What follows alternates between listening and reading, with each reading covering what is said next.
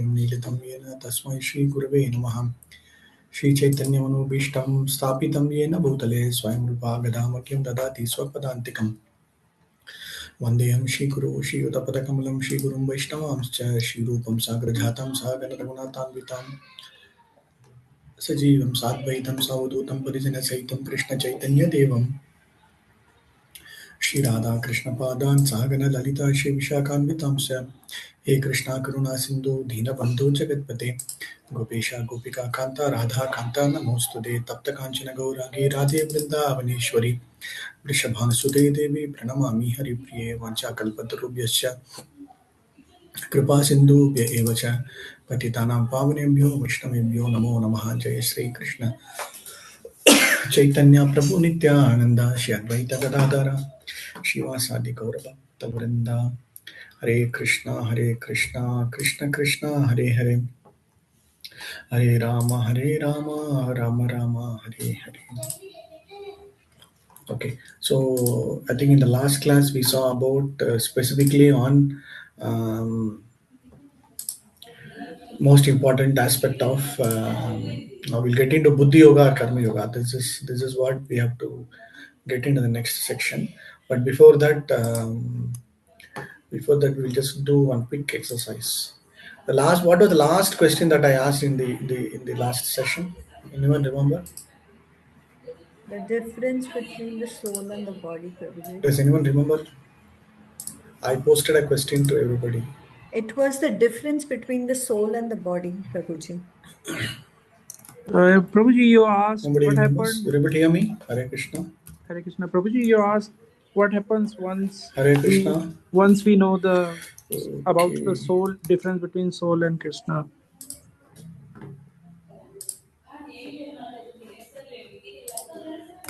We are supposed to continue with the next section of the second chapters, where we completed something called as the science of self-realization or Atma Sakshakaram. Right now we have to get into the next section of Bhagavad Gita's second chapter. Is that correct? Hare Krishna. Are you able to hear me? Yes, Prabhuji. Hare Krishna, Prabhuji. Yes, Prabhuji. Okay. We can hear you. Okay, because I didn't get any response, I was having a doubt whether I'm just No, Prabhuji. Okay. Prabhuji and Mataji have answered the question. Yes, Prabhu. Okay. Prabhuji, you can hear us? Yeah, can you come back again? What was the question that I asked last time? It was the difference between the soul and the human body. Soul in the human body. Okay.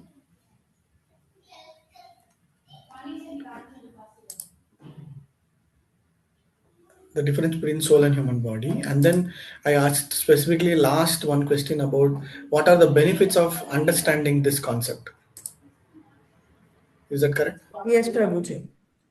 Okay. Can we do a quick exercise, just 5 minutes before getting into that? So what is the knowledge that you have got?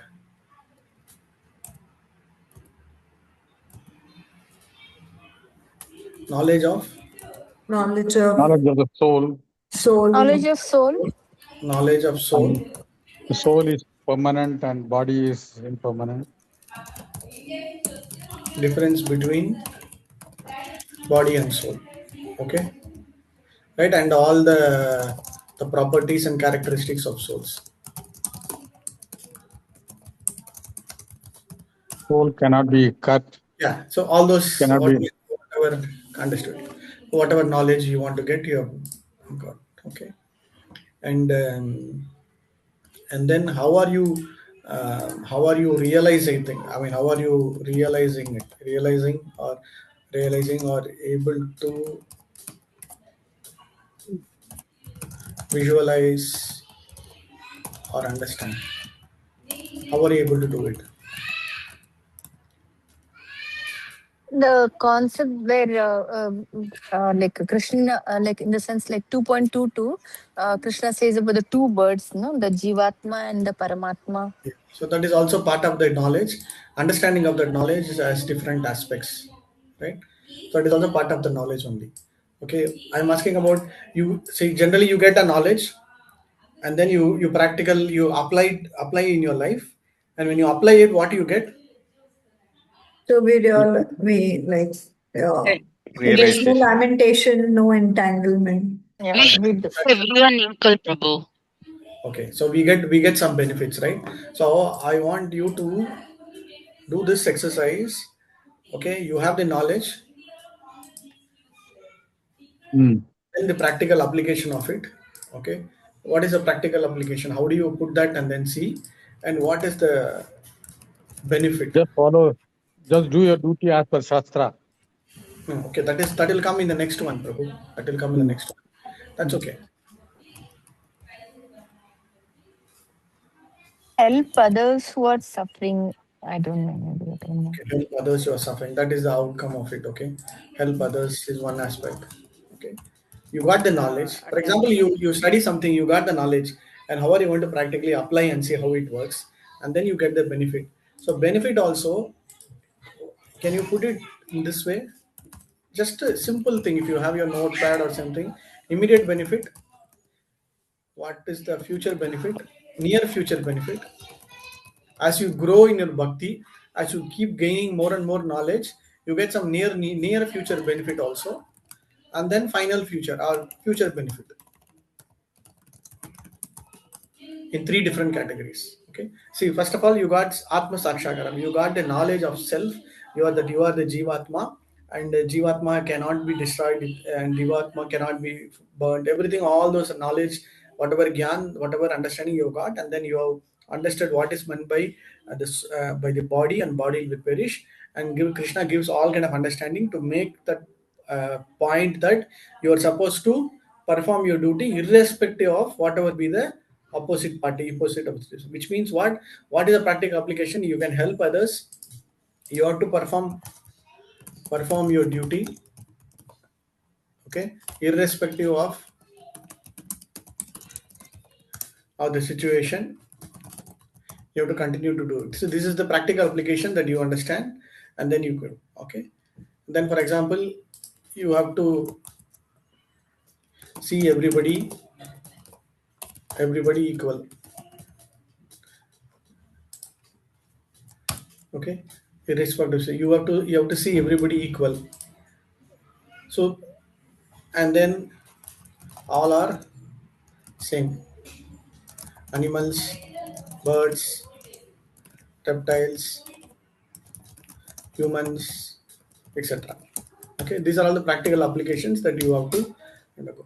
What is the benefit of it? What is the immediate benefit of this knowledge? Once you get this knowledge, what is the benefit you're trying to get? You become fearless, Prabhuji. We become detached with everything. Okay, good. We'll be free from dualities. Free from dualities. How? What do you mean by free from dualities? Like sadness and happiness, don't see the difference. You will get it immediately, or you will get some time in near future When we apply. when you apply. So, which means we start applying it. It depends free from dualities. Okay. Okay. Then Oh. I remember you were saying so many points, right? There are so many benefits coming out of this. Prabhu, you become humble. You see the mercy of Krishna in every act. Become humble. So good qualities will come, Yeah. which means humble everything. Okay. Then Happiness and peace, Prabhu. happiness, peace. Okay. So You won't be disturbed by any kind of like any troubles or anything. You'll not be perturbed, like disturbed. okay, not disturb. At least you can take a proper stand. You will not get into too much of agitation. No Correct. agitation, nothing, right? Okay. Yeah. Okay. Grow your devotional service or practice, Prabhuji. So grow your devotional practice. So it will come in near future. It may not happen Yeah. immediately, but it Correct, will correct, happen in Prabhuji. near future. It will grow and help in your devotion service. Free from fearfulness, Prabhu. Yeah, fearlessness will come. Is already told. Okay. Oh. become more responsible for your actions, because you understand that like Become these more karmas will responsible. get carry forward to the next life also. Okay, more responsible. Okay. Sarvagata Prabhu.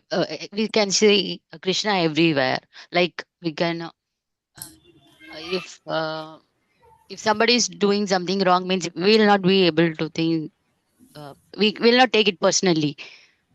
Something this person is teaching us, like that we'll take. Okay, what is the benefit now? So you understand that, but what is the benefit after it? Personally, what are you benefiting it? I'll Say not you. be. I'll not be worrying about that. Okay, Some not. bad We will see bad everyone situation. equally, no? So because we're seeing Krishna in everyone, like how Mataji said, so Okay. we'll treat everyone equally because of that. Okay. No, because treating equally, what will you get? See, treating We equally. will not try to like, see, supposing I see somebody, I'll be happy for them. I'll not feel Correct. jealous or any of those, like Free from envy. yeah. Correct. Correct. See, when you try to put the point, you be very clear. Practical application is you're seeing everybody equal. That is right. That is normal. What is the benefit of it is you are not getting jealous. You are free from envy. Your peace. You are not getting hurt up. Okay, that is the Okay. benefit.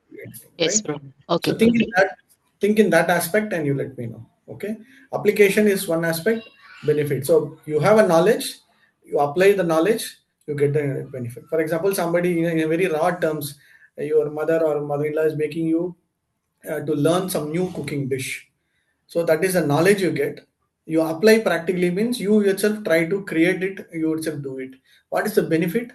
You benefit is when you eat it or when you give it for somebody or when you offer it to Krishna, you cherish that, you relish that prasadam, right? Same way, you take some subject, you understand the knowledge, you apply that knowledge, and when applying that knowledge, what is the benefit you get? So benefit will be in three different categories. Immediately you'll be able to, sometimes you will be able to realize, but you may not be able to realize, but still the knowledge holds good. It will, after some time, it will slowly gain, and then it has got a future benefit also. Okay, so now realizing this Atma Sakshakaram, what is the future benefit? Prabhuji, immediate benefit one would be you'll calm your mind. Yeah, calm your mind. Okay. Okay.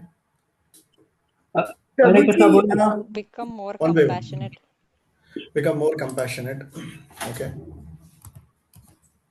Inclination to listen to Krishna's instruction. Inclination to listen more. Will be patient in both situations. There is a displace of happiness. Yeah. So peace, happiness, becoming patient, that's all. Okay. See, these are all you might say immediate, but to what extent you apply the knowledge is what is more important. Okay. These things sometimes it will be in near future also. Okay.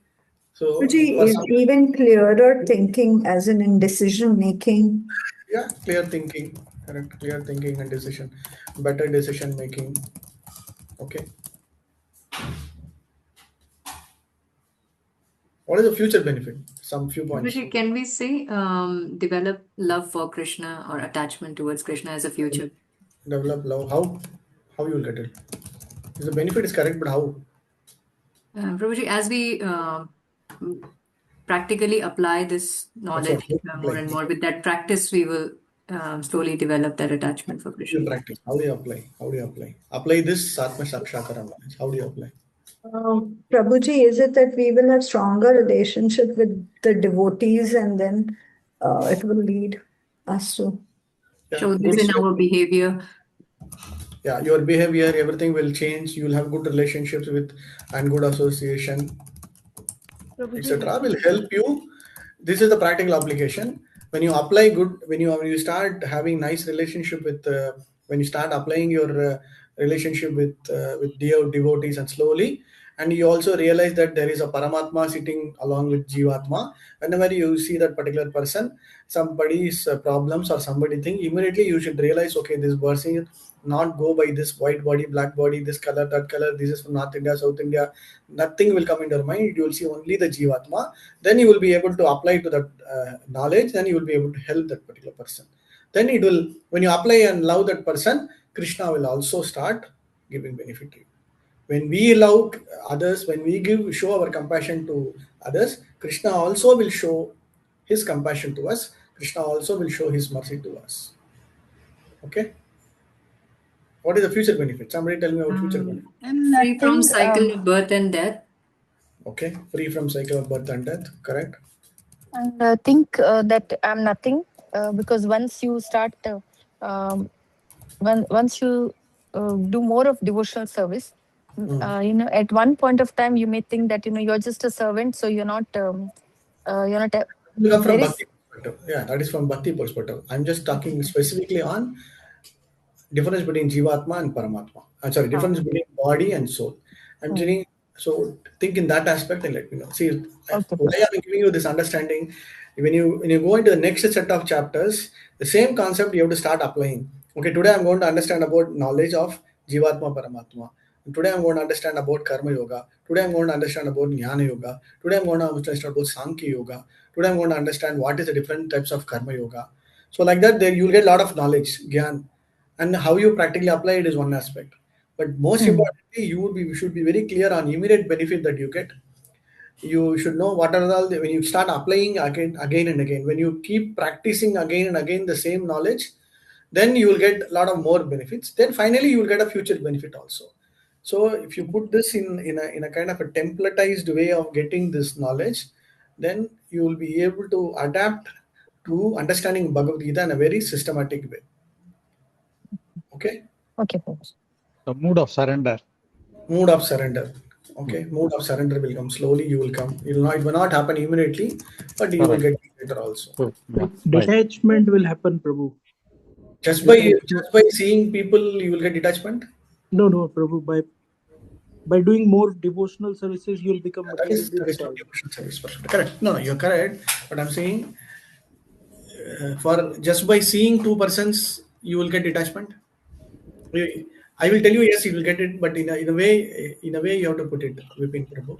Yes, you will get detachment. Correct. Absolutely correct. How you get it? If you see that particular person as not your mama, chacha, or your own relatives, then you will see that they are only temporary bodies. Even during whatever calamities, then you will start slowly getting detachment. Correct. Okay. Yes, Prabhu. So it does not require devotion service. That's what I'm trying to say. It does not require even for you to know Krishna, even for you to know this one. Just simply by gaining this knowledge. Now we have not even gone into devotion service. Now we have not even gone into karma portion. All that I'm just is this person is Jivatma, which means what is that I have to do? I have to start getting the detachment more clearly. Okay. Okay, Prabhu. Okay. Krishna Yeah, Prabhuji, thank you. maybe we will get an intelligence to understand the Bhagavad Gita or Bhagavatam in the way we have to understand, because right now we don't have that much intelligence to understand the way it was spoken to Arjuna. Or Okay, that also you can say the more and more, the more clarity in getting BG knowledge. Okay. Okay. Then Prabhuji, one more. You'll start get the taste of devotional service, devotion. Maybe is it right to say? Yeah, you can say develop love, taste. Yeah. etc. Okay. Yeah, Prabhu. Same. Okay. Probably one more can be it can be a future benefit. Like we will go into the servitor mode as in and experience the pure joy. Surrender, total complete surrender as eternal servant of Lord.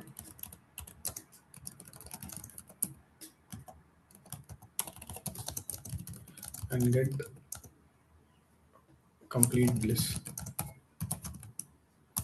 Okay. Fine. So one more point. I think like we will lose our proprietorship, whether this is mine, things like that. Or, give me an example. Example is like if you lose something also, then you just take it easy. Like it's not belonging to me anyway. Yeah, it is one way of attachment. It is one way of moving away from attachment, detachment. But yeah, okay. Correct. No Proprietorship. Proprietorship. Ego goes gradually. goal ship. Okay. We'll Good. understand what is our duty, real duty. How? Give me an example. Uh, serving Krishna is our Just by listening, just by understanding Jivatma, Paramatma, you get that? Krishna is not even here in the picture.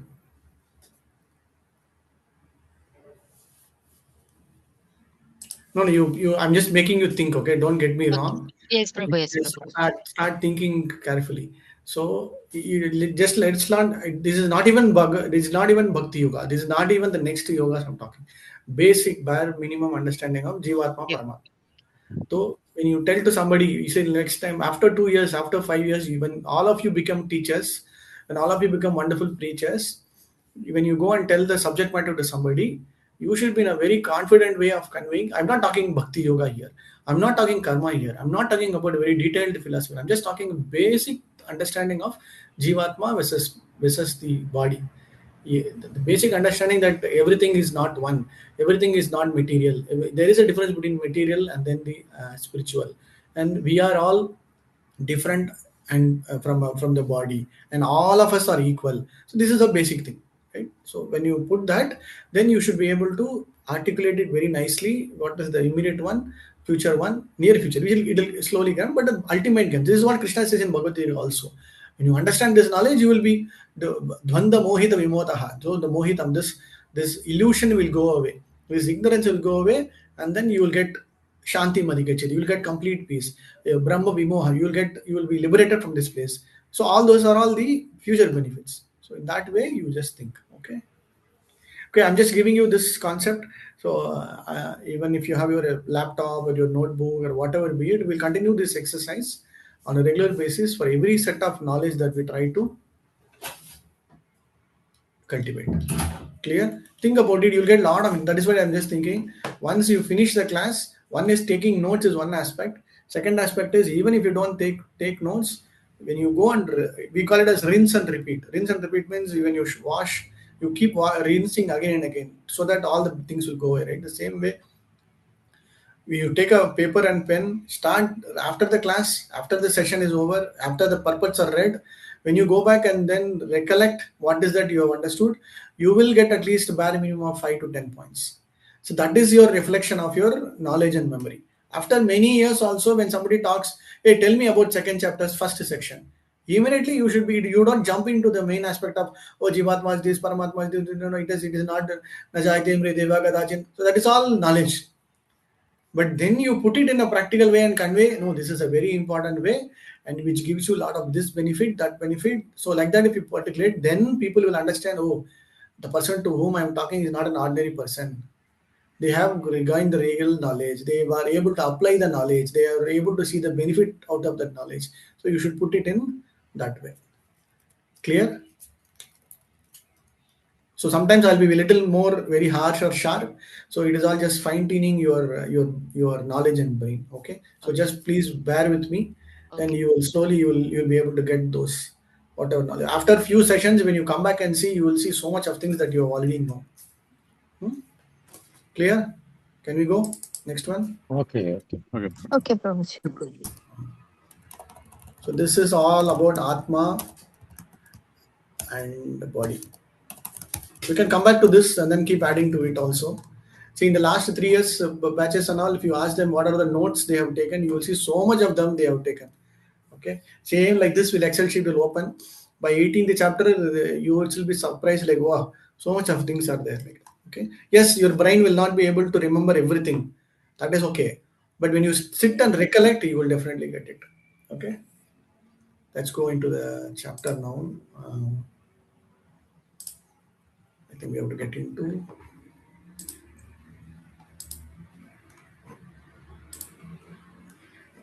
So Krishna will continue in the next section of Bhagavad Gita. Okay,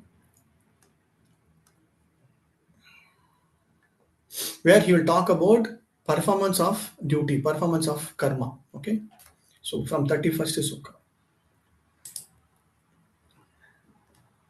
Swadharmam I abhijavesha navipaktum arhasi dharmyat hi yuddhashreyo anyat kshatriyasya navidiyate. Okay, please read the translation. By order, you can read the translation. Yeah. So this section will talk about performance of duty as a particular role. You're playing this role, you have to understand what is your duties, you have to perform that too. Okay? Okay, go ahead. Hare Krishna Prabhu. Yeah. Okay, Mataji, continue, Mataji, you Mataji. continue, Mataji. It's okay, Mataji. Thank you. Thank you, Mataji. Translation. Considering your specific duty as a Kshatriya, you should know that there is no better engagement for you than fighting on religious principles, and so there is no need for hesitation. But out of the four orders of social administration, the second order for the matter of good administration is called Kshatriya. Kshat means hurt. One who gives protection from harm is called Kshatriya. Trayate, to give protection. The Kshatriya are trained for killing in the forest. A Kshatriya would go into the forest and challenge a tiger face to face and fight with the tiger with his sword. When the tiger was killed, it would be offered the royal order of cremation. This system has been followed even up to the present day by the Kshatriya kings of Jaipur State. The Kshatriya are specially trained for challenging and killing because religious violence is sometimes necessary factor. Therefore, Kshatriyas are never meant for accepting directly the order of sannyasa or renunciation. Non-violence in politics may be a diplomacy, but it is never a factor or principle. In the religious law books, it is stated ahavesho meto anyonyam jighams. Hare Krishna Prabhu, can you please read? No problem. तो महिषितः युद्धा मनः परम शक्त्या स्वर्गं यान्ति अपरान्मुखः यज्ञेषु पासवो ब्रह्मन् हन्यते सततं द्विजः संकृता अखिल मंत्रैश्च त्रिवि स्वर्गं आवाप्नुवन्. Okay, continue. In the battlefield, a king or Kshatriya, while fighting another king envious of him, is eligible for achieving the heavenly planets after death, as the Brahmanas also attain the heavenly planets by sacrificing animals in the sacrificial fire. Therefore, killing on the battlefield on religious principles and killing animals in the sacrificial fire are not at all considered to be acts of violence, because everyone is benefited by the religious principle involved. The animal sacrificed gets a human life immediately without undergoing the gradual evolutionary process from one form to another. And the Kshatriyas killed on the battlefield also attain the heavenly planets, as do the Brahmanas, who attain them by offering sacrifice. There are two kinds of swadharma, specific duties. As long as one is not liberated, one has to perform the duties of his particular body in accordance with religious principles in order to achieve liberation. When one is liberated, one's swadharma, specific duty, becomes spiritual and is not in the material bodily concept. In the bodily conception of life, there are specific duties for the Brahmanas and Kshatriyas respectively, and such duties are unavoidable. Swadharma is ordained by the Lord, and this will be clarified in the 4th chapter. On the bodily plane, Swadharma is called Varnashra Dharma, or man's stepping stone for spiritual understanding. Human civilization begins from the stage of Varnashra Dharma, or specific duties, in terms of the specific modes of nature of the body obtained. Discharging one's specific duty in any field of action in accordance with the orders of higher authorities serves to elevate one to attain a higher status of life. Hare Krishna. Okay, thank you, Mataji. Wonderful purport. So we go through this. What is the specific basic understanding what Krishna wants Arjuna to do? Swadharmam. You have to understand what is your own religious swadharmam, and then as per Kshatriya principle of swadharma, you are supposed to perform an action of fighting, and then you should not have any hesitation. So in the matter of fighting, trayate, you are trying to protect. You're trying to protect your kingdom, you're trying to protect something, but in that matter, if there is a killing happening, that killing is also part of the religious activity, and it is not a violence, it is not part of the any kind of a adharmic way. Okay, that is very important principle. And Prabhupada is also talking about sannyasa order specifically only for the other order, because for a Kshatriya person, if he is there to perform certain duties, he has to continue that duty and not get into any other nation. Okay, that is the aspect. Okay, most importantly, Prabhupada in the purport is talking about two kinds of swadharma.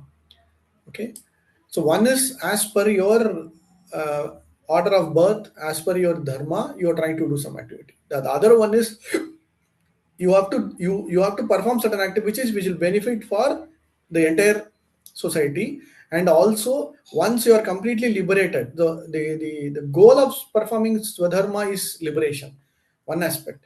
The second part of it is there are some persons who are already liberated, but they will also continue to do some actions. They'll also some, which means what? It is not at the material bodily or at the bodily transform level. It becomes spiritually elevated. So in a way where when we try to do our activity, when you do religious principles, initially it will look at a bodily platform level. But once your goal is little bit changed, it is more from a spiritual angle perspective, liberation will automatically get, you will be automatically get into that particular stage, and then that becomes a little higher elevated kind of a activity. So the dharma portion will still continue, the swadharma action will continue, but it all depends upon the stage at which it moves from a normal material concept to a spiritual concept. Okay. So Prabhupada will talking about fourth chapter. Krishna will talk about Chaturvarnyam Maya Srishtam Gunakarma Vibhakasaha.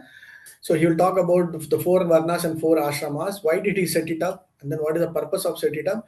So it will gradually elevate from a normal material platform to a transcendent from a material platform to a spiritual platform. That is the main goal or aspect of varnashrama dharma. So whichever be the condition in which they are ordained. So Prabhupada is using the word specific modes according to which they are ordained. Then accordingly, they will be able to perform their specific duties. And all four required to perform duties and slowly elevate themselves from a standard, from a normal way of life to others. Which means, so this sloka very clearly, Arjuna's answer is question of not perform an action. Prabhupada, Krishna is making that point very clear. As a Kshatriya, you have to swadharma, you have to perform your duty and you cannot hesitate. You cannot say, no, I will not do it. Okay. Clear? The understanding of this varnashrama will come a little more detail in the fourth chapter. But here he is just giving a small glimpse and saying you have to do your duty. Okay, next one. Prabhuji, question on that. Yes, Prabhu. Prabhuji, understanding every soul is part of the Krishna. How do we say sacrificing animal will not get any, will get benefit, same benefit? Yeah. So if you see what Prabhupada is saying is, what we are saying, immediately the animal sacrificed gets a human life immediately without undergoing the gradual evolution process. Which means what? By performing or by sacrificing that particular animal in an yajna, we are actually benefiting that particular animal not to undergo this entire process of evolution from a lower birth to a next birth to next birth, human birth. Immediately it gets a higher form, which means it will be able to get into a better form immediately and then able to get liberation. That is the first aspect. Second aspect is even for human beings also, when somebody is getting killed, a human being is the highest form of body that somebody can get. Because only in the human body you will get the highest level of intelligence. There is no other body which will have higher intelligence than the normal human body in the material life.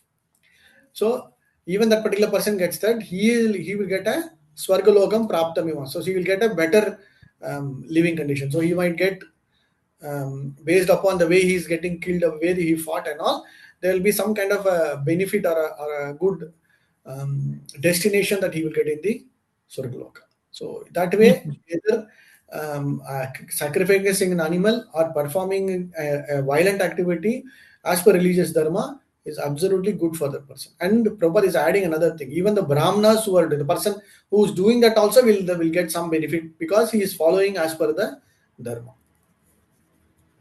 Hare Krishna, Prabhuji. One more clarification I need here. Prabhupada mentions there are two kinds of swadharma. One is on the bodily, the actions that we will have to perform on bodily platform. The second dharma here, it's mentioned when one is liberated. Can you clarify on that? Yeah, so one becomes after, for example, once you are away from the bodily platform, still you have to perform duty because that duty is more towards devotion service, that duty will have a specific, this is a kind of a specifically designated role. In the designated role, it is more of based on the particular action that you're trying to perform. See, for example, great sannyasis, great rishis, great munis, and wonderful devotees, they are all already liberated persons, which means they already got the real knowledge, they know what, but still they will perform normal activities, they will undergo certain active religious principles, and why? Because they will, others will follow them. Number one. Number two, they will help all other jivatmas who are all suffering. They will try to guide them. They will try to make them understand. They'll give them knowledge. So in a way where even for a liberated person, Krishna is giving them that particular designation role to perform certain duties, so that it will help others. That's all. Thank you very much.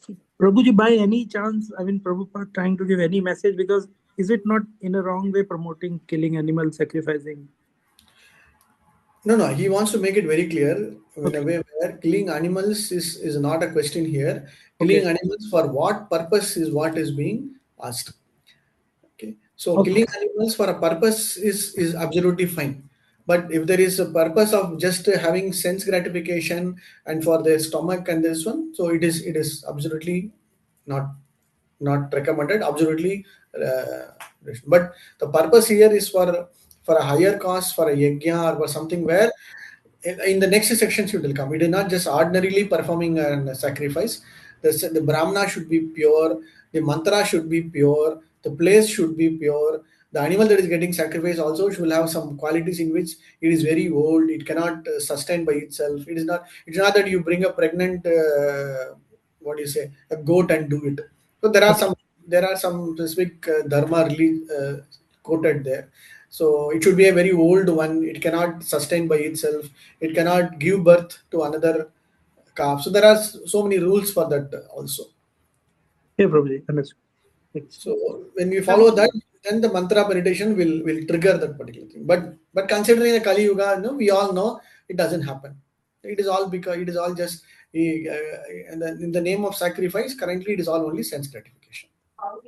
Yes, Prabhuji. Okay. Prabhuji, I heard in one of the lectures, please correct me if I'm wrong, that when they would do this kind of animal sacrifices in the previous yugas, people could actually see the animal body getting transformed into a new human body. So which meant that the whatever activity is being performed is for this purpose. Unlike what we see people doing today, that they just kill the animal in the name of sacrifice. I don't know. Maybe Mataji, I don't know. There's no shastric reference to it, but there's no specific shastric reference. But from the sloka perspective, it is very clearly mentioned. Yagyeshu Pashavo Brahman. So whatever yajna they would do, from the Pashavo here means the animals. Hanyete Satatam Dvijaha. The Dvija means the Brahmanas. Okay, so it means it will happen, and then this is the. But whether they are getting immediately, somebody is able to see like a movie style. No, I don't have any shastric reference to that. Yeah, but from a sloka perspective, that is a truth. But whether everybody will immediately able to see it, we don't know. Okay. In Mahaprabhu time also, we have this wonderful puppy pastime where Mahaprabhu gave his uchishta, or he just asked that small puppy to do Harinam Sankirtan, and then immediately when it went into the marketplace, that puppy started dancing, and then after some time, everybody will see that it took a different form, and then it moved from the four-handed form of Vishnu Das came, and then it just deliberately moved. So that is also one way of saying that this is as per reference. But yeah, we can accept and then we can take it.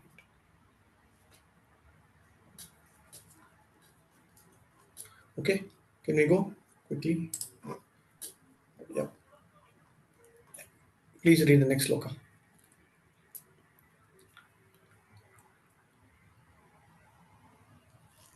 Who wants to read? Hello, Krishna. Any Prabhujis? Hare Krishna. Go on, Dhanvir Prabhu, go Prabhu. Yarikchaya Chupapanam Swagadwaram Paritam Sukhina Kshatriya Pata Labante Yuram Yudisham. Yadikchaya by its own accord. Cha, also Upapanam, arrived at. Swarga, the heavenly planets. Dwaram, door. Apavritam, wide open. Sukhinaha, very happy. Kshatriyaha, the members of the royal order. Partha, O son of Pritha. Labante, do achieve. Yudam, war. Yudhishtham, like this. O Partha, happy are the Kshatriyas to whom such fighting opportunities come unsought, opening for them the doors of the heavenly planets. Purport. As supreme teacher of the world, Lord Krishna condemns the attitude of Arjuna, who said, I do not find any good in this fighting. It will cause perpetual habituation in hell. Such statements by Arjuna were due to ignorance only. मतलब तुला मी म्हणलं होतं की our इथलं सगळं काढ. हा अश्नी तुझं बॅग काढित ना. Prabhu, yeah, go ahead, Prabhu. Sorry. He wanted to become non-violent in the discharge of his specific duty.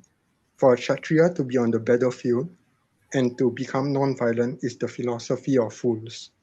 In the Parashara Smriti, or religious quotes made by Parashara, the great sage and father of Vyasadeva, it is stated, Kshatriyo hi praja raksham, shastra prani pradandayam, nirjitya para sanyadi, shitim damena palayat. The Kshatriya's duty is to protect the citizens from all kinds of difficulties, and for that reason, he has to apply violence in suitable cases for law and order. Therefore, he has to conquer the soldiers of inimical kings, and thus, with religious principles, he should rule over the world. Considering all aspects, Arjuna had no reason to refrain from fighting. If he should conquer his enemies, he would enjoy the kingdom, and if he should die in the battle, he would be elevated to the heavenly planets, whose doors were wide open to him. Fighting would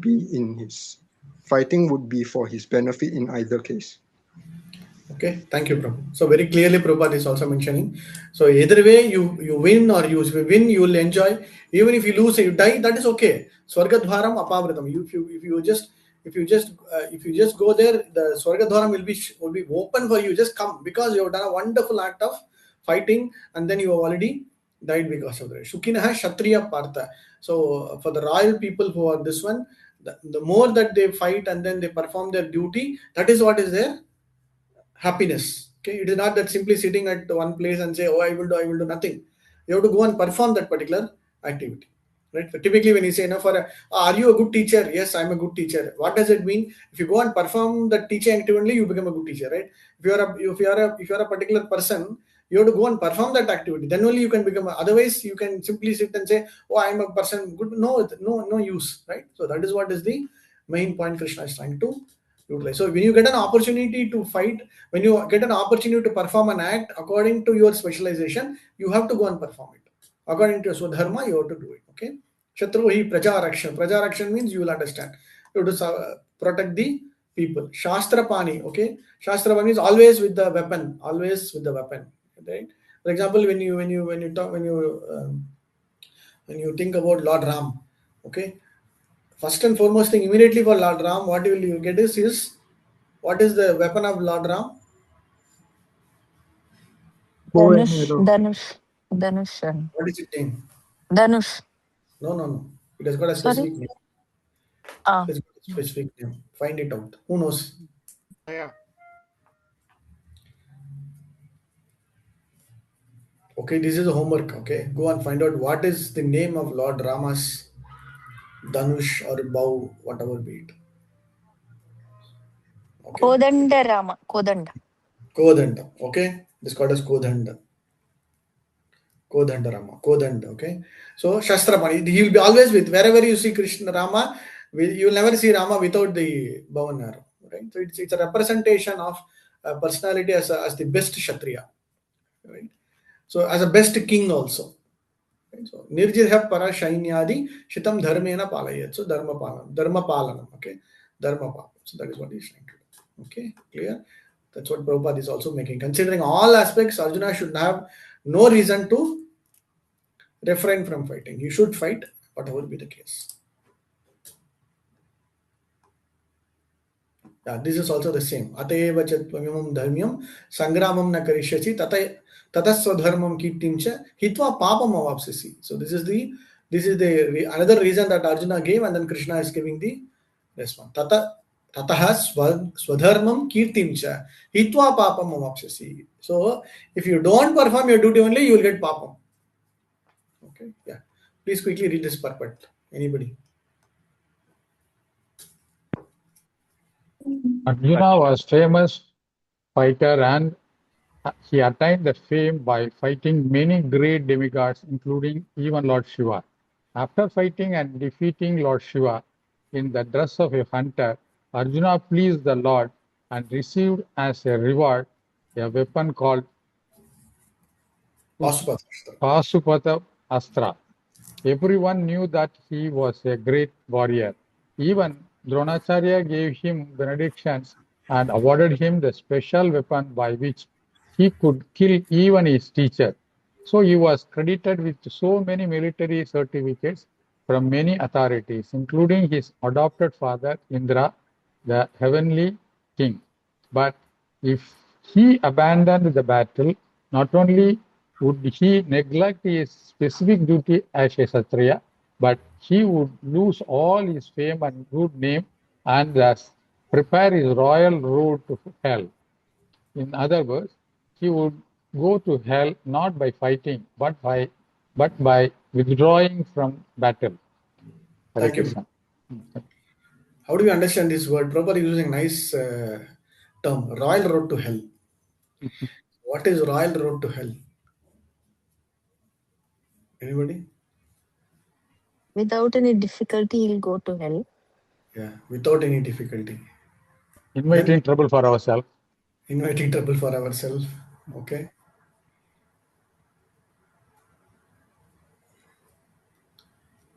Will be prioritized for the hell, basically.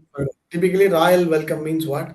It will be royal welcome. They say royal welcome, right? Which means what? Very grand welcome. So by not performing duty, actually, what will become? The destination towards hell will be completely confirmed. So today, if somebody is not performing actions, they are already having a royal road to hell. Okay, that is what Prabhupada is making. In other words, he will not. So this is again another aspect, another reason Arjuna was saying, and then Krishna is conveying back that if you don't perform your duty only, you will have to get into. So he told, if I do this, because I'm killing so many people, I'll go to hell. Krishna is saying, if you don't kill only, you'll go to hell. Okay, that is the answer. I think it's a straightforward understanding. So Prabhupada is giving a lot of examples about how Arjuna, we all know in Mahabharata, right? There are two stories in which he met Lord Shiva, and then Lord Shiva there was a test for him, and then he went to Swargadur. He was during during that Vanavasa period, he went to Swargaloka. Then he was with with Indra and others also. So many things are also there, right? So those are all aspects in which Arjuna is a great warrior, and he has got all. Prabhupada is making military certificates. Like in your normal day-to-day life, professional life, you'll have to get a lot of certificates, right? Then only you'll be able to sustain your career. Same way, here also Arjuna has already got a lot of medals, like from a colonel to lieutenant colonel to whatever be the grades, right? So Rati, Atirati, Maharati, like that, he is already a big Kshatriya. Okay, quickly go. Fine, let's go. Advin. Akityam cha bhutani katayashyanti ta vyayam sambhavavitasya chakritir cha akirtitir maranad atidriyate. So if you just run away, what will become? People will speak of your infamy, and for a respectable dishonor is worse than death. This is again from a Kshatriya perspective, we can understand. He is supposed to perform an action. somebody is giving a back talk, right? Somebody will speak about information. This fellow Arjuna, he all spoke like this, he had this, that, and all. But when he came to the war, he was supposed to fight. He just ran away. He's just a coward. He is not even a Gitin. Who told he is a big Kshatriya and all? He's just a waste personally. So somebody talking like this is much more worse than death, right?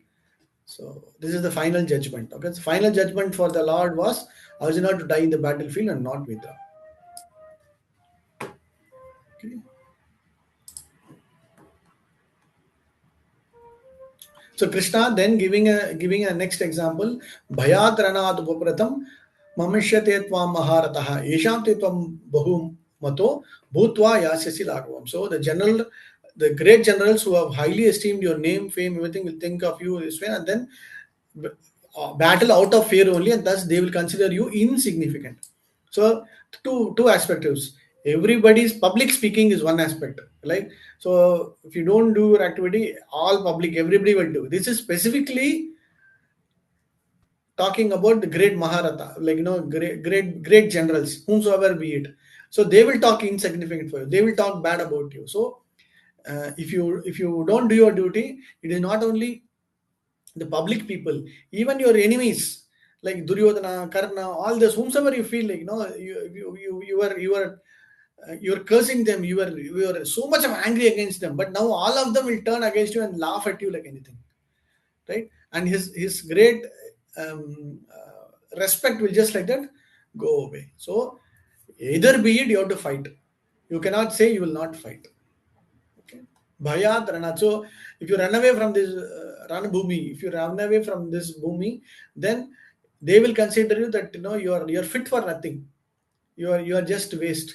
Okay. So that is why Krishna somehow or other wants Arjuna to perform his duty. Okay. So this is again another condition. These three slokas, 34, 35, 36, and all talking about if you don't perform your action, all these things will happen. Papam, you will get only papam. Even if you fail also, or even if you die also, you will get swargadwaram. Others, all general people will talk about ill about you. Great generals and big people also will talk about you.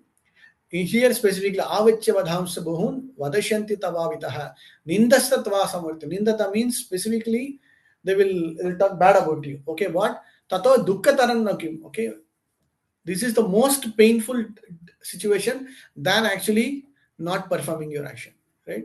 So somebody back talking, somebody talking bad about you is the most worst thing. Tato dukkataram. This will be the most painful this one. And they will scroll your abilities. The Prabhupada is making that nice way. Vadishanti tava ahita. So they will avacha bhadan. So Prabhupada is making nice unkind fabricated words. Give me an example of unkind fabricated words or fabricated words. Any fabricated words? Anything that immediately come to your mind? Royal road to hell. Royal road to hell. Okay. No. When somebody talking bad about you, Coward. They will. How do you fabricate? Let's say you're taking a position of a person and you are fabricating a story about Arjuna. How will you fabricate? Example. In this context.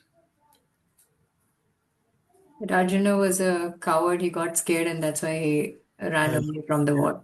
As a person, you talk. Okay. Yeah. How will you do it? Just try. You have to fabricate it. It's a very tough one, but I'm just telling you. But if you can fabricate other things, you will be able to nicely fabricate. Okay. Is it like making up a story? Correct. Fabrication is nothing but you have a normal, in English terminology, you have a normal white cloth, but you fabricate on it means you try to create something very beautifully on it, but actually it will be wrong. So which means what? Okay. So you fabricate on top of it. So he didn't fight. That's all. There might be many reasons. But we will try to have no. Actually, he lost his response. Actually, this became that. No.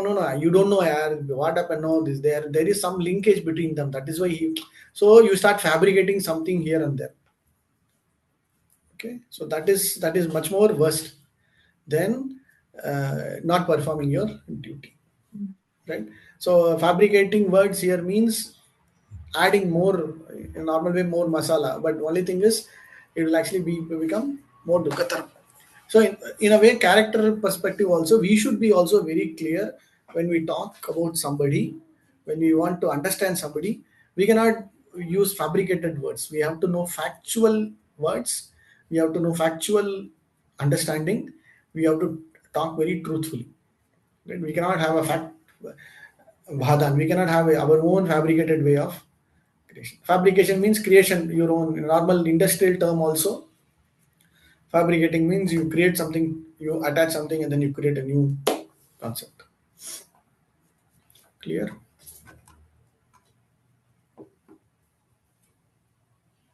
So Prabhupada is doing Arjuna's uncalled plea for compassion. What was his uncalled plea for compassion? Can somebody recollect what was that uncalled plea for compassion Arjuna did? They're all my relatives, He's like, my oh, teachers. you're all my guru. He's my acharya. He's my matula. He's my sasuraha. He's my own grandson. He's my son. He's my this one. So he's trying to create. No, no, no. What will happen if they kill? No, no, no. I want to. So that was a uncalled plea for compassion. He's like, even not even considering them as a person standing there for a different purpose. He was creating a wrong compassion or an incorrect compassion for that person. Okay.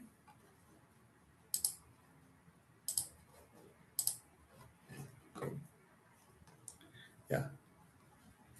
हतवो प्राप्स्यसि स्वर्गं जित्वा न भोक्ष्यसे महिं तस्मात् उत्तिष्ठ कौन्तेय युद्धाय कृत निश्चयः. So finally he's making tasmat uttishta, you get up. Okay, either you will be killed in this battlefield or you will go back. Hatva prapsyasi swargam, you will get swargam. Okay, jitva. So Krishna here is not talking about what? He's not talking about bhakti. He's not talking about moving away from liberating from this material entire. No. So at an ordinary level, at a lower level of consciousness, what is the highest state one can achieve is only Swargalokam. From material world, you can go to Swargalokam. That is the basic primary level of understanding. So Krishna is not talking about, oh, when you do this, you can completely move away from this material platform, this particular, you can, no. Because performance of a normal activity will only take you away from this material world to a better world. That's all. Clear? So in an indirect way of understanding what? If you perform karma yoga, if you perform your swadharma, what is the highest benefit you will get? What is the benefit you will get? Go to heavenly planets? Only heavenly planets. And then he will say, later in the next chapter, he will say, even that is also temporary, Baba. After some time, once that bank balance is over, credit period is over, anyway, you will have to come back. Okay? That is the next level of understanding. But basic level of understanding is what? Performance of religious duty as per karma, you will be wonderful spiritual. Either you will be born here back in this material world itself in a very aristocratic family or a good rich person, or you can enjoy in material in the Swargalokam. Okay. So that is what is the bottom line understanding. Okay. So it's what jitva na bhokshase. Bhokshase means just wonderful enjoyment. Tasmat ushishya. So either you will be killed on the battlefield and not on heavenly planets, or you can enjoy in this material world itself, whatever Swargalokam. You don't have to go to this way. You can create your own Swargalokam and then enjoy in this material world itself. Okay. Whatever be it, you have to perform your duty. So there are 7 to 8 reasons from 31st to 37th is the same thing. You have to perform duty. You cannot escape from it. People, even if others, so when you don't do it, others will talk about it. Great generals will talk bad about it. Anyway, you have to perform your duty. If you don't perform your duty only, you will get incur sin. If you fail also, it is okay because you have performed your activity. You can go back to heavenly planets, Swargadwaram Apavritam. It is already open. Okay. So which means what? Bottom line is what? Even if you fail your duty, it is okay. You have to perform your duty. That is the important aspect. You don't think about what will happen in the duty. What is the outcome of the duty? But performance of the duty is more important than thinking about the outcome of the duty. So that is the next level of understanding. So the knowledge of karma yoga is not just performance as per duties, but the next level is you perform your duty without any kind of a futuristic, not a way of futuristic, but more of thinking what will happen. Oh, this will happen, so I will not do. That will happen, I will not do. No, you don't have to worry about what will happen to the outcome of it. Okay, that is the detachment of first level. That is a detachment from a normal karma yoga perspective. So Krishna will recommend performance of karma yoga. You do your duty, and you want to enjoy, yeah, you will get it. You do this yajna, you do this tapasya, you do this austerity according to this principles of religion, according to Shastra. There's a big list. You do this, you will get the benefit. Then if you slowly start understanding that, then you will not get, you will perform the same action, but without any kind of an expectation, without kind of expectation of whatever you expect, whatever that comes, you will be able to accept it. So that is the next level. And then you'll have next levels where we will talk about karma yoga, then karma kanda, karma yoga, nishkama karma yoga, sakama karma yoga, then nishkama karma yoga, and then into finally into devotion service. Same thing, but in a different point of views. Okay, so that also we will, these are all the other next set of knowledge that you will start getting it. As of now, this section is what? All about wonderful that Krishna is making sure that Arjuna gets the understanding. This sloka is also very nice sloka. Okay, we can read this sloka also. I think everybody should read this sloka. Sukha dukkhe same kritva labha labho jaya jayo tato yudhyaya yujyasva naivam papam avapsasi. So naivam papam avapsasi. So sukha dukkhe same kritva, very important understanding he is giving. Sukha dukkhe. So without considering happiness or distress, labha labho jaya jayo. So either gain or loss, victory or defeat. Tato yuddhaya yujyasva. Perform that activity. Naivam papsam. So by doing so, you will not get sin. Even if you don't perform only, you will get the sin aspect. But how do you perform the activity is what Krishna is making. Sukha dukkhe same kritva. When you perform an action, it will not be bed of roses. It will have some difficulties. It will have undergo some pain. It might be beneficial or it might lose also. You might completely be victorious or completely defeating also. Tato jai yujyasya. So even then you have to perform for the sake of fighting. Prabhupada using a wonderful translation. Yudhyaya yujyasva. For the sake of that particular action, at least you have to. Okay, so at the basic level, Krishna is making Arjuna to understand, for you are Kshatriya, you have to do. Okay? Don't worry about what will happen next. At least for that particular, you are playing this role, play for that role at least. Okay. So this sloka is also, I think, I don't know whether it's a memorization sloka, but also wonderful sloka where you can talk, when from a preaching perspective, you can use this term first three to many places. Sukha dukkhe same kritva labha labho jaya jayo. This is more than enough. So Krishna is making a point where you have to see happiness and distress, your victory and defeat, profit and loss, whatever be it, in the same way. Because if you don't do it only, if you do it in that way only, you will get papam. Okay, naivam papam. You will never get papam avapsasi. You will never get into any kind of a sinful reaction of it. Okay. Give me an example of papam avapsasi. Give me a sinful reaction. Sin, performance of act is sin. What is the reaction of a sin? Suffering. Punishment. Okay, so they will be born with some disabilities, or they will be put in a very difficult situation, or they will be born with some special abilities. So whatever be it, which means they are undergoing that particular distress because of the previous activity or the karma. Okay. So very importantly, Krishna now directly says Arjuna should fight for the sake of fighting because he desires battle. There is no consideration of happiness or distress, victory or loss, etc. in the activities. So Prabhupada is bringing a wonderful understanding of Krishna consciousness. Performance of an activity in Krishna consciousness also the same way. Okay, so everything for the sake of Krishna. So slowly, the concept of performance of an action for a different purpose. What is this purpose? Not for myself. It is for the purpose of satisfaction of Krishna. So when I started understanding karma, I have to perform duty so that I will get some benefit. I will not get any kind of sin. I will not worry. But slowly, when I progressively start understanding what is the purpose of that action should be, the purpose of that action should be to satisfy Krishna and not for myself. Okay.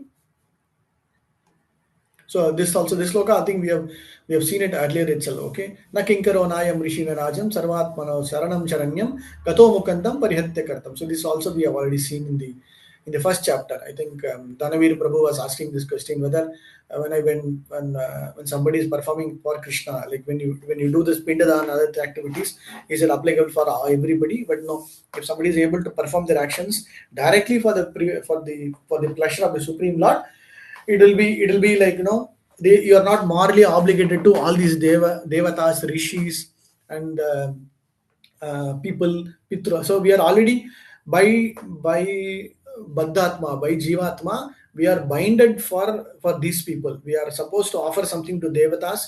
We are supposed to offer to bhutaptas, all the material people. We are obligated to our pitrus. We are obligated to our forefathers also. So whatever action we perform, we are supposed to do for the satisfaction of them. But however, when you are surrendered to Hari, when you are surrendered to Mukunda, when you are already surrendered to Mukunda, Sharanam Sharanyam, then all these obligations will be automatically fulfilled. Okay. So that is what Prabhupada is also making it very nicely. That this is the indirect hint that given by Krishna to Arjuna in this verse.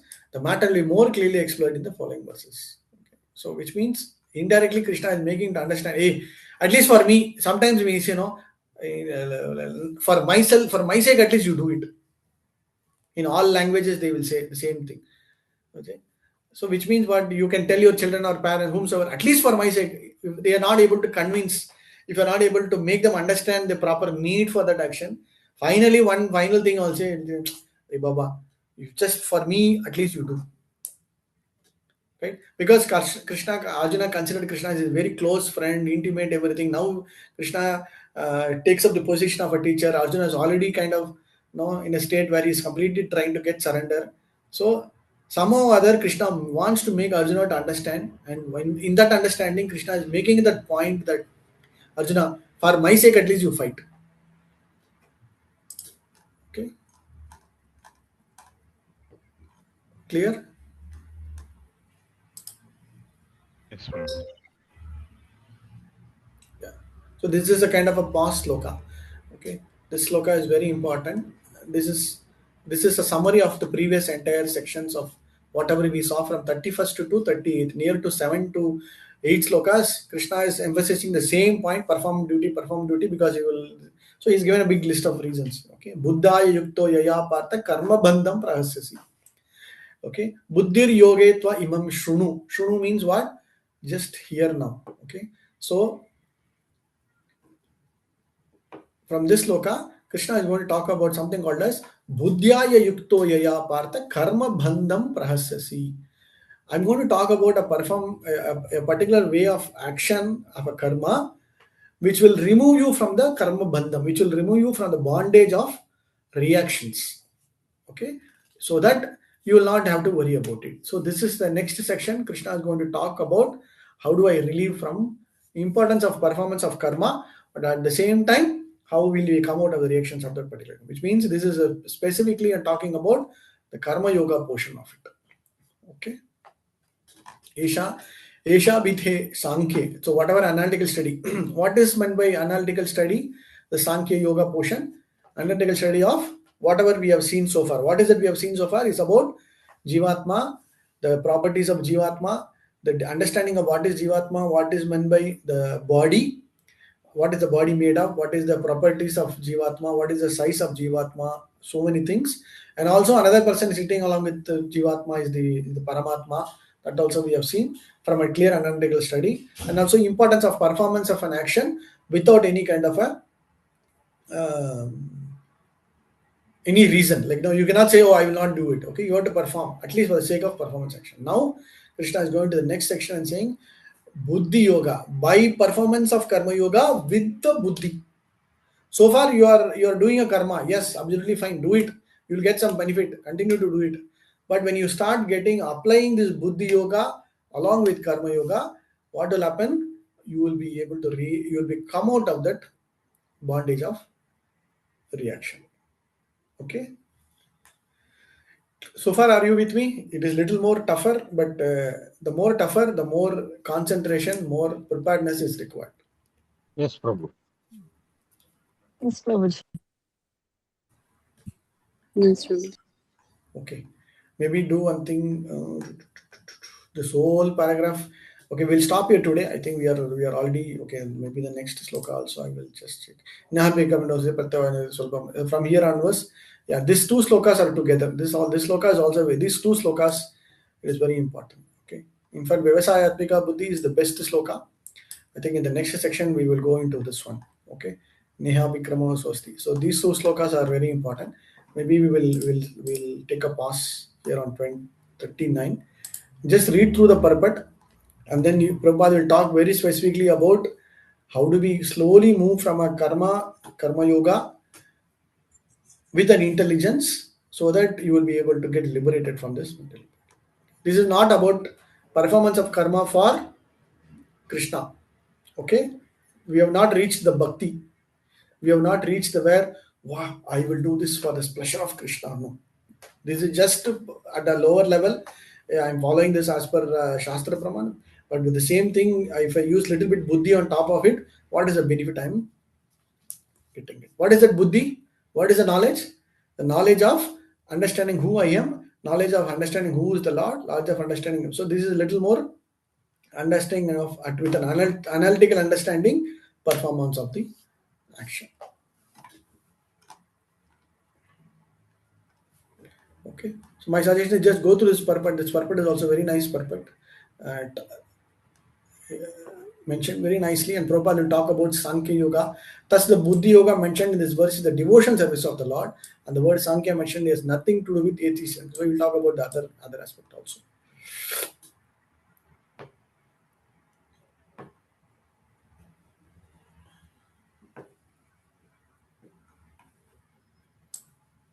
Okay, I think we can stop here today. Or if somebody wants to quickly read through the purport, you can read through for another 5-10 minutes, and then we can close it. Hare Krishna. Hare Krishna Prabhuji. Purport. According to the Nirupti or the Vedic dictionary, Sankhya means that which describe things in detail, and Sankhya refers to that philosophy which describe the real nature of the soul, and yoga involves controlling the senses. Arjuna's proposal not to fight was based on sense gratification. Forgetting his prime duty, he wanted to cease fighting because he thought that by not killing his relatives and kinsmen he would be happier than by enjoying the kingdom after conquering his cousins and brothers, the son of a Dhritarashtra. In both ways, the basic principles were for sense gratification.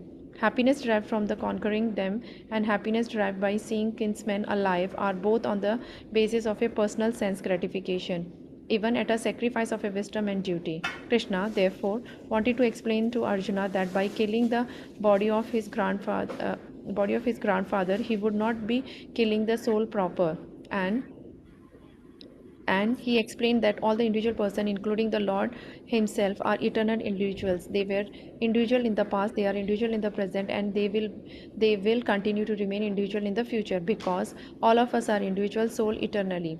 We simply change our body's dress in a different manners, but actually we keep our individuality even after liberation from the bondage of a material dress. Analytical study of the soul and the body has been very graphically explained by Lord Krishna, and this descriptive knowledge of the soul and the body from the different angles of vision has been described here as a Sankhya in terms of the Nirukti dictionary. This Sankhya has nothing to do with the Sankhya philosophy of the atheist Kapila. Long before the impostor Kapila Sankhya, the Sankhya philosophy was expounded in the Srimad Bhagavatam by the true Lord Kapila, the incarnation of a Lord Krishna, who explained it to his mother Devhuti. It is clearly explained by him that the Purusha, Hare Krishna, Prabhuji, please. Purusha, okay, Purusha or the Supreme Lord is active, and that he creates by looking over the Prakriti. This is accepted in the Vedas and in the Gita. The description in the Vedas indicated that the Lord glanced over a Prakriti or a nature and impregnated it with the atomic individual souls. All these individuals are working in the material world for the sense gratification, and under the spell of a material energy, they are thinking of being enjoyers. This mentality is dragged to the last point of a liberation when the living entity wants to become one with the Lord.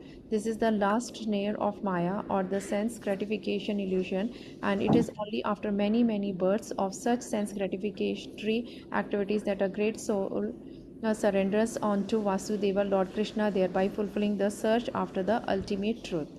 Arjuna has already accepted Krishna as his spiritual master by surrendering himself onto him. Shisyasya te ham sadhi mam tam prapannam. Consequently, Krishna will not now tell him about the working process in a buddhi yoga or a karma yoga, or in other words, the practice of a devotional service only for the sense gratification of the Lord. This buddhi yoga is clearly explained in chapter 10, verse 10, as being directed union with the Lord, who is sitting as the Paramatma in everyone's heart. But as such, communion does not take place without devotional service. One who is therefore situated in devotional or a transcendental loving service to the Lord, or in other words, in Krishna consciousness, attains to this stage of a buddhi yoga by the special grace of the Lord. The Lord says, therefore, that only to those who are always engaged in a devotional service out of a transcendental love does He award the pure knowledge of a devotional in love. In that way, the devotee can reach him easily in ever blissful kingdom of God. Thus, the Buddhi Yoga mentioned in the verse is the devotional service of the Lord, and the word Sankhya mentioned herein has nothing to do with the atheistic Sankhya Yoga enunciated by the impostor Kapila.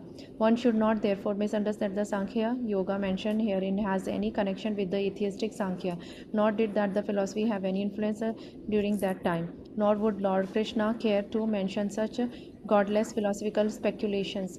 Real Sankhya philosophy is described by the Lord Kapila in the Srimad Bhagavatam, but even that the Sankhya has nothing to do with the current topic.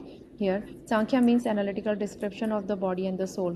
Lord Krishna made an analytical description of the soul just to bring Arjuna to the point of a Buddhi Yoga or a Bhakti Yoga. Therefore, Lord Krishna Sankhya and Lord Kapila Sankhya are described in a Bhagavatam are one and the same. They are all a Bhakti Yoga. Lord Krishna said, therefore, the only or the less intelligent class of a man make a distinction between a Sankhya Yoga and a Bhakti Yoga. Sankhya Yoga Pratag Balaha Pravadanti Na Panditaha. Of course, atheistic Sankhya Yoga has nothing to do with the Bhakti Yoga, yet the unintelligent claim that the atheistic Hare Krishna. Atheistic Sankhya Yoga is referred to in the Bhagavad Gita. One should therefore understand the Buddhi Yoga means to work in a Krishna consciousness in the full bliss and knowledge of a devotional service. One who works for the satisfaction of a Lord only, however difficult such work may be, is working under the principle of a Buddhi Yoga and find himself always in a transcendental bliss. By such transcendental engagement, one achieves all transcendental understanding automatically by the grace of the Lord, and thus his liberation is complete in itself, without his making extraneous endeavors to acquire knowledge. There is much difference between a works in a Krishna consciousness and a work for a fruitive result, especially in the matter of sense gratification for achieving result in terms of a family or a material happiness. Buddhi Yoga is therefore the transcendental quality of a work that we perform. Hare Krishna. Thank you, Prabhuji. Srila Prabhupada ki jai. Thank you so much, Mataji. Wonderful. It's a nice point specifically. If you go through and repeat again and again, understand some specific points, Prabhupada is making very nice points. Okay. Maybe the next class, just go through this purport and then come up with some purport points. Understand. Okay. Fine. Okay. I think we will stop here today. And then we'll continue the next class. So Home Server missed somebody.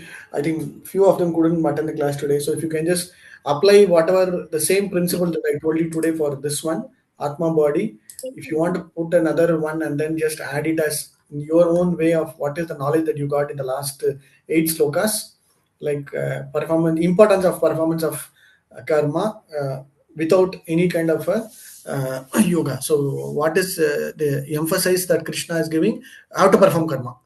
Otherwise, what will happen? These things he's saying. Others will talk about you. Others will ill fame think about you, and then great generals also will talk about you. You will get sin. Even if you lose, also don't worry. You will become liberated from a normal material perspective. Swargadwaram will be always available. So he's giving all those benefits also, right? So this is a knowledge about why somebody has to perform their karma. And finally, Krishna concludes with what? For the sake of performance of that act, at least for me, you have to do it. Okay, that is what is the knowledge that we gain today. So same thing, if you apply it in immediate benefit, near future benefit, you will be able to get the understanding. Okay, I think we will stop. Any doubts, clarifications before we stop today? Hare Krishna, Prabhu. I have one question. 234, Prabhu. For a respectable person, dishonor is worse than death. In the translation, it's mentioned. So, but most of the times we say honor, dishonor, happiness, distress, all these are due to sense perception, and it will come and go. We don't need to much bother about all this, right? But this statement is very strong, Prabhu. I trying to understand the difference. Not able to understand somebody. This is for the person who is not able to see both equally. Somebody who's like very respected, but he has got a very less knowledge of sukha dukhe samayakatva labha labha jaya jaya. We talk. So whatever you are saying is a person who's beyond that. Okay. But this is person, Prabhupada Krishna is making that point that, oh, you have not attained the stage of seeing equally honor, dishonor. But if you are a very honored, even if you think you are a very honored person, as a respectable Kshatriya, you are supposed to perform your action. Otherwise, dishonor is much more worse than death. Okay, Prabhu. So if somebody is asking, if you ask that person, then immediately I would ask whether in which state you are, whether that particular person has achieved that honor, dishonor in a normal way. Are they able to take it up in the same way? If they say, no, I will not, then you say it is much more dishonor than death. Okay. So that which means they have to perform that action. So. Sure, Prabhu. Yeah. Thank you, Prabhu.